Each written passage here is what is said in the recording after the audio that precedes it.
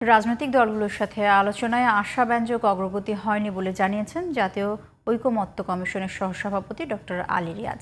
রোববার রাজধানীর foreign service একাডেমিতে রাষ্ট্র সংস্কারের দ্বিতীয় পর্যায়ের বৈঠকে এমন মন্তব্য করেন তিনি। আলী রিয়াজ বলেন, কমিশনের প্রত্যাশা শহীদ আবু সাঈদ দিবসে জুলাই সনদে সই করবে সব রাজনৈতিক দল। আরও জানাচ্ছেন শাহরিয়ার বাঁধন।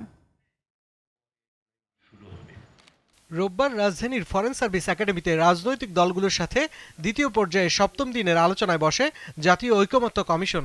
বৈঠকে অংশ নেন বিএনপি, জামায়াত, এনসিপি সহ অধিকাংশ রাজনৈতিক দলের প্রতিনিধি।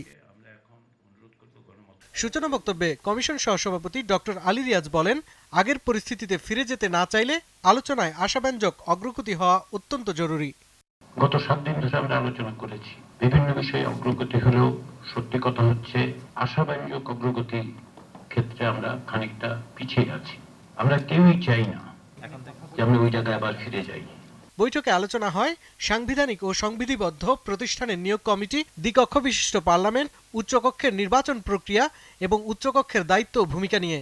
অনেক বিষয় হচ্ছে ঐক্যমত হচ্ছে না, কিন্তু আমরা জানতে পারছি কার দলের কি মত, আমরাও চিন্তা করতে পারছি, আগামীতে করতে পারবো, সেটা একটা পজিটিভ। সাংবিধানিক পদগুলোতে আসলে এরকম একটা সাংবিধানিক কমিশন হোক কিংবা এরকম একটা নিয়োগ কমিটি হোক, সেইগুলো দিয়ে যদি আমরা নির্বাচনের জায়গায় যাই, তাহলে আসলে আমাদের অতীতে যে সমস্ত সমস্যাগুলো হয়েছে সেই সমস্যাগুলো হবে না। সাংবিধানিক পোস্টে নিয়োগ কমিটি নিয়ে যে আলোচনা হয়েছে, এই আলোচনায় আমরা একমত হতে পারিনি। সাংবিধানিক ও সংবিধিবদ্ধ প্রতিষ্ঠানের নিয়োগ কমিটি ও দ্বিকক্ষ বিশিষ্ট পার্লামেন্ট নিয়ে ভিন্ন ভিন্ন মতামত দেন নেতারা। আমরা সাংবিধানিক বিভিন্ন সংস্থা, কমিশন এবং সংবিধিবদ্ধ সংস্থা কয়েকটি এর নিয়োগ সংক্রান্ত বিষয়ে আমাদের মতামত আগে যেভাবে ছিল এখনো আছে। আমরা অতীতেও দেখেছি সার্চ কমিটি হয়তো প্রধানমন্ত্রী থেকে একটা গোপনে লিস্ট পাঠিয়ে দেওয়া, এটা রোধ করা খুব জরুরি।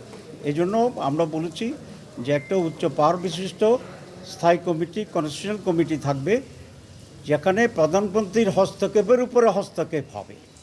এই দেশে এই দ্বিকক্ষ বিশিষ্ট সংসদের কোনো প্রয়োজনীয়তা নাই। আমরা মনে করি সারা দেশে প্রাপ্ত দলগুলোর প্রাপ্ত ভোটের সংখ্যানুপাতিক হারে উচ্চকক্ষের আসনটা নির্ধারিত হওয়া দরকার। এক ব্যক্তি, এক পরিবার এবং এক দলের উপরে ক্ষমতা কুক্ষিগত করে রাখলে রাষ্ট্র কোথায় গিয়ে ঠেকতে পারে।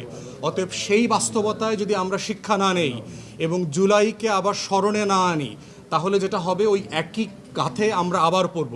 জুলাই মাসেই জুলাই সনদ তৈরিতে রাজনৈতিক দলগুলোর ভূমিকা রাখা উচিত বলেও মনে করে জাতীয় ঐকমত্য কমিশন। শাহরিয়ার বাঁধন, জিটিভি নিউজ, ঢাকা।